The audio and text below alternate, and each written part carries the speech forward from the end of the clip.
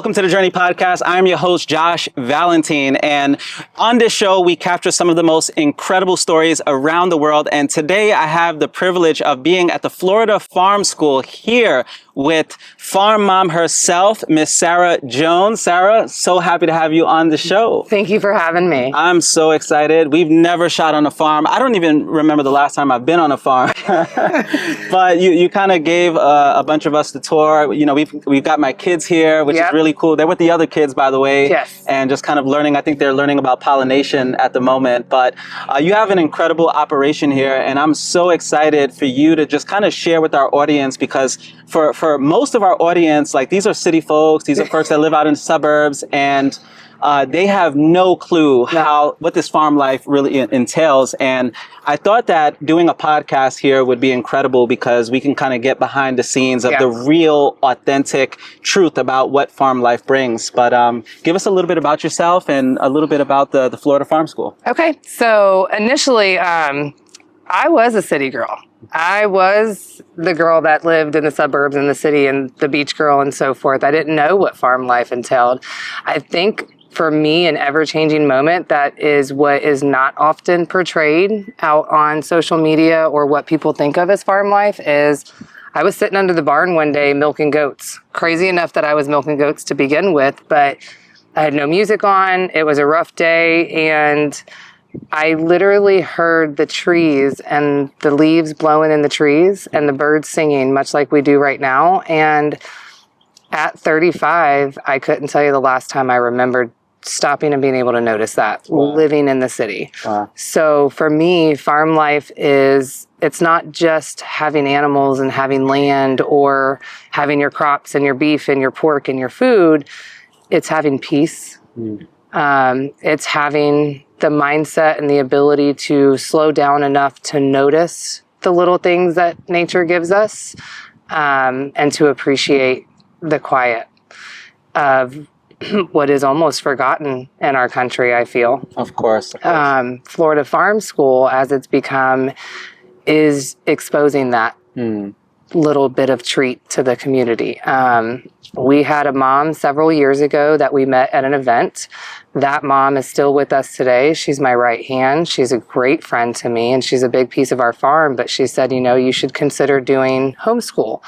And I'm like, homeschool? What? I'm not working with kids. No way. My kids are almost grown, not doing it.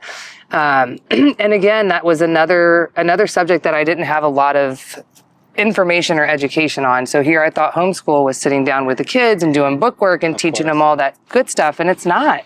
Homeschool is about giving children experience and education and learning with their hands and being able to find all those lost skills in life. And so we did. We opened up a day on Mondays and we called it Farm School for Homeschool. I'm not a teacher. I don't have any credentials to be teaching kids, but all I did was offer what I felt as a parent would be beneficial to our children. That's incredible. I gave a safe space. I gave animals to learn, to respect, to encounter, to get acclimated with. And we just pick different things every day to learn, whether we're making ice cream from milk, or we're making butter from milk, or we're gardening. Today they're learning about pollination, and we make it fun for the kids. So at the end of the day, they're going to have a whole relay race after they do the Cheeto and the Starburst grabs, and they use the coffee grounds and the baking soda to physically do it rather than looking on a screen. That's amazing. Yeah. I love that, because my kids homeschool, as I mentioned. And one of the things that my wife and I always mention is just them touching grass, right? Because they're so glued to their screens. And a lot of kids, especially in this generation, just have no type of understanding of nature, understanding of wildlife. And I love the fact that you have a free range operation, which we're going to be showing you guys this entire thing. It's incredible. But feral and free is a thing, and I think children and humans and adults should all live feral and free. Yeah, I definitely agree. It's important. Yeah, absolutely. So give us an idea of what led to just you deciding one day that, you know what, this is what I want to do for the rest of my life. Was it inspiration from someone you met, or maybe you read about something or came across, It was never a decision. So COVID when COVID was going on, my son was younger, so we're 5. He must have been 9 or 10. I had my full-blown renovation company, single mom. I worked 12, 16-hour days like the rest of America does, and my kid played baseball. When COVID shut everything down, our team decided that we were going to take the boys out one time to a farm just to get out of the house. The farm was open, so we went, and literally a series of fateful events after that. Oh. You know, I followed that farm. She posted one day to save these horses. I told her to start a GoFundMe just as a suggestion from a consumer. She did it. She didn't make enough, so I made a silent donation. Fast forward a few months, I haven't talked to this woman. I just followed her page. I find this rabbit at the baseball field, and it's clearly a dumped, domesticated, giant rabbit. Wow. And so I go catch this rabbit. I get all the kids in trouble because the kids want to help me catch this rabbit. We're in the middle of a game. We all get in trouble, but we caught the rabbit. And what do you do when you catch a rabbit at 34 years old? You definitely don't take it home. You take it to your mama's house. So I take this rabbit to my mama's house, and the next day she's like, well, what are you going to do with this damn rabbit? And I'm like, well, I don't know. I got dogs that are going to eat it. Like, I don't know what to tell you. Call around. Nobody wants this rabbit. She's like, what about that farm? And I'm like, perfect. We'll take it to the farm. So I go to the farm and I get back to talking with this woman, and I met the horses that day that we helped rescue, and I befriended this woman. And so at this point, coincidentally, I had hired a partner in my construction company, which led me to have more time out of the field with home kids. My kids went to school. So I went to that farm and said, hey, I want to learn to ride horses. And I started leasing one of their horses, which put me in contact with that farm on a daily basis more and more. And then my entrepreneur mind was like, hey, you know, I'm 35, act like I'm 12. I've got too much money, too much time. Let's open an indoor petting store.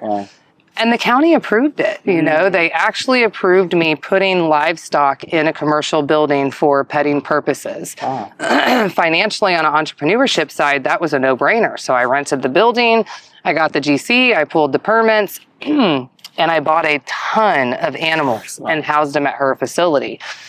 Now you're going through all these months, and over this time, animals were sick, animals were dying. I don't have livestock history, but I knew something was wrong. Of course. I tried to talk to her about it. It was, I'm not calling vets out for everything. She went on a quarantine. It was just a bad situation, something I knew I wasn't going to be able to handle mentally or emotionally. Again, series events. We had, at the same time, coincidentally, bought this property out here to build housing on it and to sell the housing for profit. Obviously, we were investors. We had construction, so that was what we were doing. Now I needed to find somewhere to move all these animals I bought. So I was just going to dump them out here, and we'll just figure out how to make it work. For sure. I was going to have adult parties. I was going to do everything but work with kids. I was not working with kids. I would do parties. I would do concierge, whatever. We were going to open a racetrack up front for remote control cars because, again, entrepreneurship, it's a phenomenal business. People travel all over the country for it. We could have got the approvals for it. But now me and the animals were here. And I had to drive here every day, an hour and a half, to feed the animals, to take care of the animals. So I would spend my days here, and I noticed my anxiety was going down. And I noticed that life had so much beauty to offer just with nature.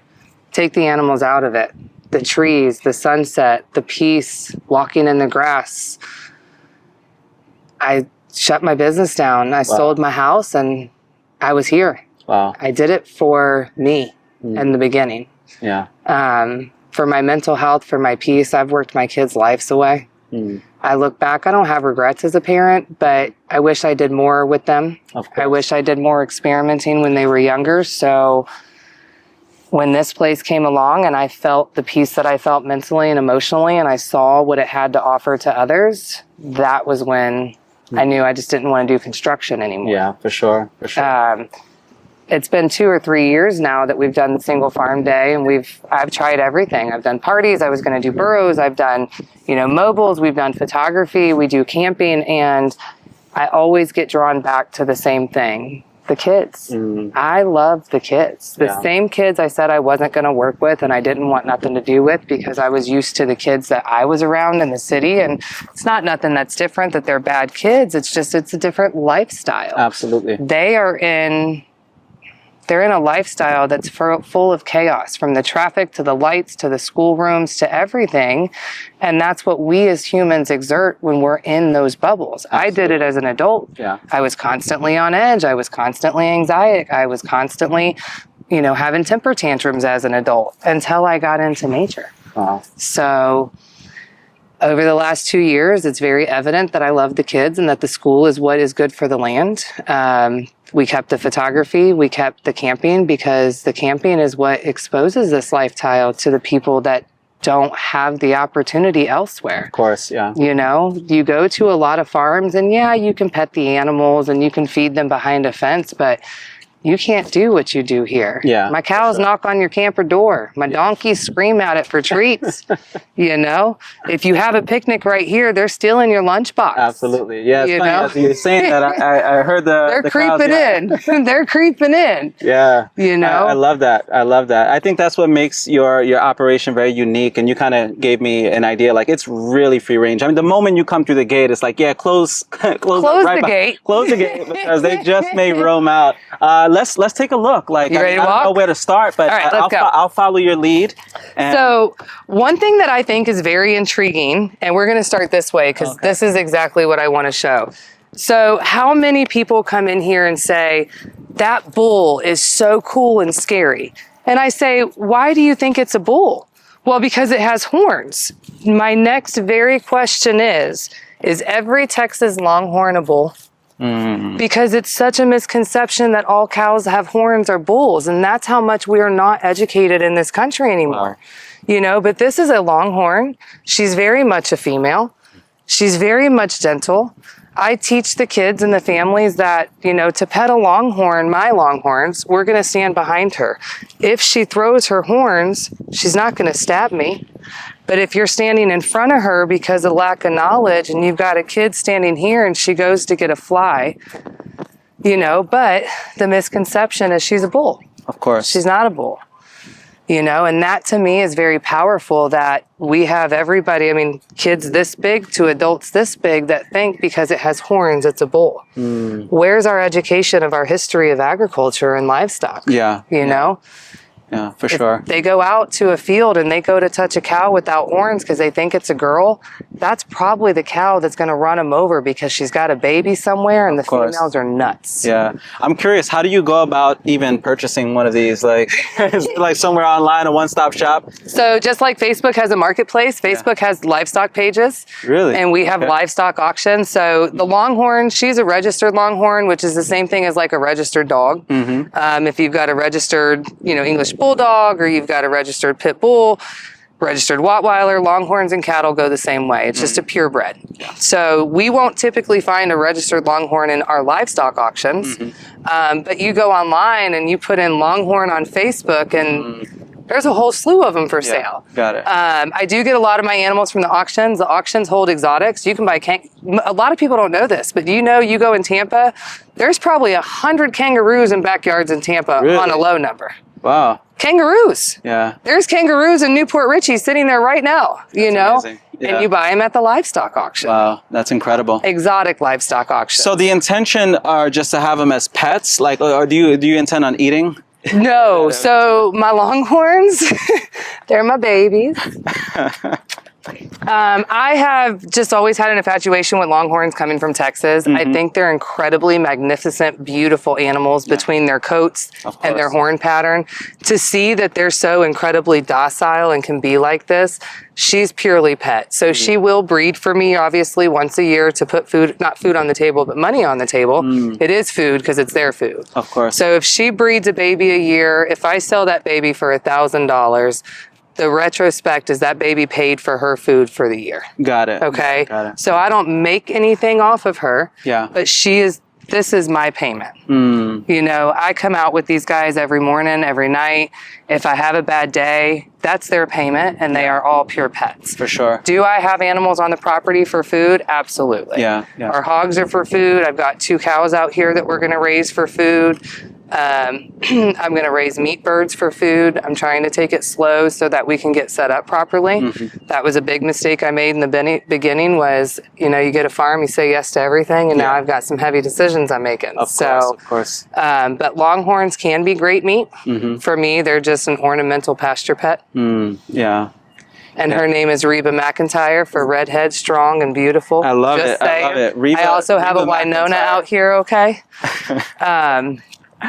We can go back here and I'll show you a couple more of them. So a lot of these breeds can be multi-purpose. Farming is much different today than what I think it used to be. Yeah. There's two complete separate worlds to it, as we've all noticed. You have farmers that are farmers for food or crop, whether it's a beef farmer, a pig farmer, a chicken farmer, or a crop farmer, a grain farmer. Those are your farmers, as I like to call them. Then you have us bougie farmers, as I call it. We're ornamental farmers. We have minis for petting zoos, or we have minis for breeding. So like any other industry, farming has taken on a whole different look. So Miss Beth Dutton right there, she is one of our mini cows. She's got her first baby on board, which is actually a Highland. Wow. And so, Bama. I appreciate you yelling at me. What kind of So he is a Brahma. Brahma? Okay. He is so every bull, almost all your bulls in your bucking bull arenas and stuff have some sort of Brahma in them, which is the hump on their back. We lay on this guy. They are a meat cow. Brahma is crossed to an Angus to create Brangus. They have so many purposes. Wow. They're very, very hardy. They're very, very heat tolerant with the sheath. He's just my baby. We lay on him. He was a bull. He's no longer a bull.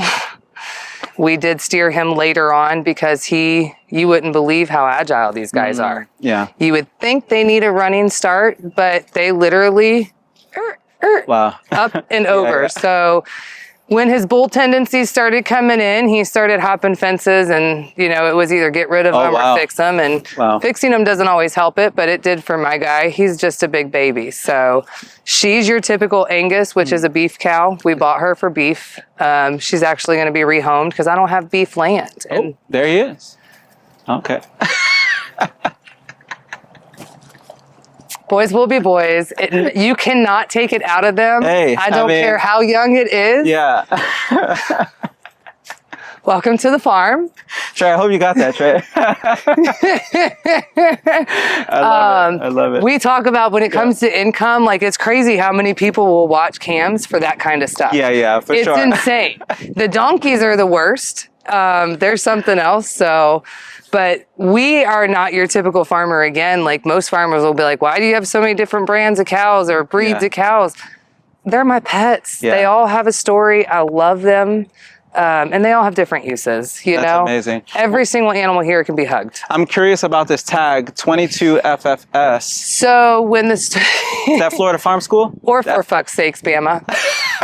But yes, FFS is for Florida Farm School, or for fuck's sake. Yeah. So that's why that's on his tag. Typically, you got to tag all your animals to transport. We don't transport. But when Milton came out, I realized real quick why farmers tag regardless. I can't get everybody tagged on property because I don't have the proper equipment right now, having a chute and a tractor, because again, dumb city girl did not buy and think properly. For sure. But when the hurricane came and I was super worried about fencing getting down and animals out, you need a tag identifying. Got it, yeah. Yes, somebody can still cut the tag out and steal your cow, but if something happens, It's an identifier. It's also transport. You can't transport without the tags. You definitely can't leave state lines without the tags. That's Beth Dutton. She's a white park. Her babies are going to pay when she has a baby because of this new bougie market that we live in farming. Her babies will pay the feed for 5 or 6 animals on the farm. Can you sit on her as well? No. Oh, okay. No. Yeah. I saw you sit on a pig, and after that, I'm reevaluating everything I thought about animals. Yes. So my goal is to get Bama saddled. I don't know if he's going to let me, and people are going to hear this and be like, she's going to get herself killed, but I'm going to do it. Yeah. I'm going to get him saddled. For sure. I can lay on him and crawl on him and roll on him. And when he sits down, cows sleep sitting up. Mm-hmm. When we climb on top of Bama, when I say big dog, he literally throws all 4 feet out, lays flat, and like just becomes a big lazy boy. Wow. He loves it. Yeah. He just needs to let me do it standing up. Yeah. That's amazing. So, and I need to have somebody on site that's willing to just take me to the hospital if it goes wrong. So I'm curious, like, what is the most challenging? There we go. What is the most challenging part of farm life in general? Like the maintenance, fencing and maintenance. You know, I made a post today that said if I could give one piece of advice, it would be to take things slow. Yeah. And that comes twofold. You know, I brought animals home out of excitement and we didn't have fencing and we didn't know what we were doing. So our fencing is decrepit. Even if your fencing is great, your animals busted. Yeah. You know, that for me has been the hardest part is the maintenance. The waters get busted every day. Things change. You know, they can jump a fence and then you got them out. So for me, it's the maintenance. Got it. I think for others, it could definitely be the sadness and the heartache. Farming comes with a lot of death and a lot of ugly. You know, everybody loves these goats that are online and they're the funniest and the craziest and the great. They're also the sickliest on the farm. Wow. They're the most parasitic. They're the most deathly, in my opinion. So we lost a lot of goats in the beginning as we were learning. So, and I think my final thing would just be, you know, the hardest for me is when things change, letting animals go. Yeah. It's always animals first here.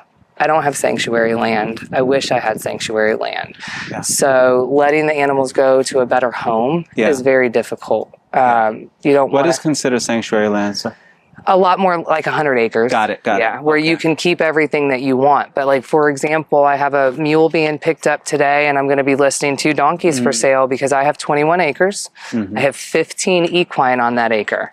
That's terrible for my grass because equine, donkeys, mules, horses, ponies, they pull your grass out from the root. Yeah. So I don't have a tractor to reseed. I don't have a disc to tear my land into reseed. I don't have enough land to rotate graze, which means this pasture stays empty and can rejuvenate for 30 to 60 days and they're over there grazing.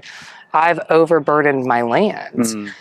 So now I'm in the hard decision of I have to do what's best for my land. Of course. And I think that's probably one of my secondary biggest hard things is always doing what's best for your land. Of course. Or your animals. Yeah, absolutely. Now, watch something funny, how docile these guys are. I'm just scratching his leg, but... Oh, wow. Yeah. Like, they're a big dog. When they're not chasing tail, they're just big dogs. Lift it. Now, I wanted to ask, for someone who's considering, let's say, this way of life, what would you recommend or suggest for them before getting into it?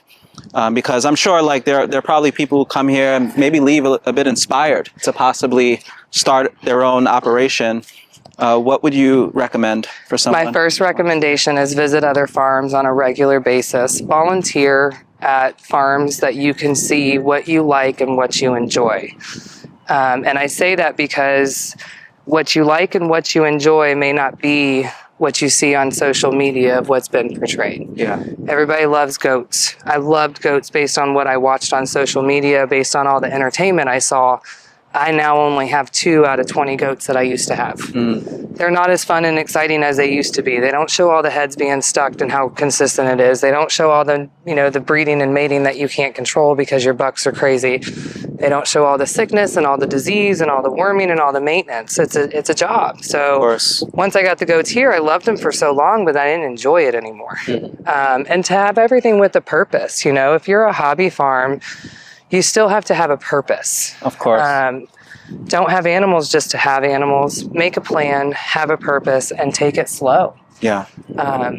I jumped into, animal rescue is also in our name because we want people to know that we're here and we'll take them. But I can't house them all, and I've learned that. I've taken all the rescues, and I have to be able to rehome them. So you have to run your farm intentionally and with a purpose. Yeah. You have to plan. You have to have your equipment, and you should have the experience with the animals you're wanting to get. People love ponies. They get them all the time for their kids. I don't understand why. Ponies are devils. Closer to the ground, closer to the devil. They bite, they nip, they kick. Like, I don't get it. My ponies are cute. They're great. I love them. I wouldn't dare take them to children's parties anymore. For sure. You know? Yeah. And I know somebody's going to see this and be like, well, you need to work with them and you need to train them. Cool. I should. But am I going to work with them and train them the biting out? How does that happen? Yeah. You know, how much are you breaking your pony down? I don't know. Yeah. I'm not experienced. So yeah, for sure. Again, it's live intentionally or work intentionally and have a purpose for everything. Yeah, absolutely. No, it makes a lot of sense. How was this for your kids transitioning into this way of life? It was hard. I think my kids being older, my son was in a pivotal moment. You know, 12 going into 13 as a boy, number one. Yeah. City to country, private school to public school. It was very difficult on my boys to transition. I think for younger kids, it's always a lot easier. Yeah. They have a lot more interest. Of course. My kids just didn't have the interest. He does now, it seems a little bit more. He's getting more interest, but I think that has more to do with us coming out of public school and having more time at home and losing depressions and stuff like that. Of course. So the younger they are, the better you can convert them, I would say. Yeah. The more willing or the more easy change could be on them. I think I just caught my youngest in such a pivotal moment of youth and childhood alone that it was extra hard on mine. I can only imagine. Wow. You know, I gave him all the four-wheelers, we did all the fun, but total different lifestyle. Yeah, for sure. And not one that he wanted. Of course. Do you ever feel like just giving up altogether and like going back to just a normal life? I don't think I ever feel like giving up and going back to a normal life. I definitely threw my coffee cup yesterday and had a meltdown because it's too much. You know, you walk out and there's 4 hog waters broken and there's 2 people standing here to talk to you and you're being pulled in a different direction. And it's the same thing that other people parent or anybody has as an entrepreneur or in a career. Like I haven't had time for me this week at all. I'm constantly giving so much out that I forget to give myself those 10 moments. But I don't think I ever wake up and feel like I just give it all up. Yeah. Even in some of the darkest days with whether I lost an animal or things are just completely falling apart, I wouldn't give this life back up. Yeah. I wouldn't, because when I look back to the career life, I was given away just as much for people who didn't care and appreciate. Yeah. I was given away just as much of me and my time for a purpose that was not healing and giving for others. Yeah, you had a fancy kitchen and a brand new house, but you didn't appreciate it. Yeah. It was just a token of what you had. Of course. People come here and they leave in tears at times. I'll give my soul for that no matter how hard the days become. Yeah, it's beautiful. Beautiful. Yeah. If you could have done it all over again, what would you have done differently? I would have planned better. Yeah. I really would have. I would have made sure I had a tractor and the yard equipment. I would have planned fencing differently. I would have absolutely considered the amount of hooves and mouths on the land per the acreage. And I would have done more research. So I know there's so many people out here who sit and research this world till the death do them part. I'm not a good researcher. I'm a doer. Yeah. But I definitely would have liked to know that my 15 equine would destroy my land in 6 months. You know, I definitely would have liked to know that you don't feed a pig like a pig. They do eat like us and they are maintenance feeders. You know, I definitely would have consulted other farmers as far as what type of fencing worked for what kind of animal. Yeah. As far as how to do rotational grazing better, what to start with versus going full face in. You know, you got to crawl before you walk in anything. And farming's no different. Yeah, they're animals and they're easy to take care of, but there's consequences to having too many, to doing it wrong, not having the right attention, not being able to put ponies on halters every day. Yeah. So I would just plan just a little bit better. For sure. With more intent and more purpose. For sure. You know, but I also didn't think I was going to be able to raise anything for meat. Yeah. I didn't think that I was going to fall in love with the life and the lifestyle. I thought I was just going to be a party farm. And boy, life had different plans. I can only imagine. What do you do in your off time? I'm curious. Like, how many hours a day? Oh, lay on the couch. Lay on the couch. Or I do like to go out in nature hikes. I really don't get a lot of off time because there's always something to do. Yeah. There's always something to do. I walked out this morning and one of the waterers was sitting on the ground. And I'm like, well, thankfully it didn't flood and it just landed open, you know? So there's always something to do. But in all honesty, now, you know, I used to run to the beach or I would take away for a weekend, and now I go and sit under the trees, whether it's here or at another piece of property. I enjoy nature. That's beautiful. Because I don't feel like I've gotten enough of it in my 40 years. Yeah. I know you just turned, if you don't mind me sharing the age, you just turned 40. Yes. And what's the dream now in your 40s? You have this amazing Florida farm school. There's kids running around. I mean, it's incredible. This operation, I see my kids, hanging out.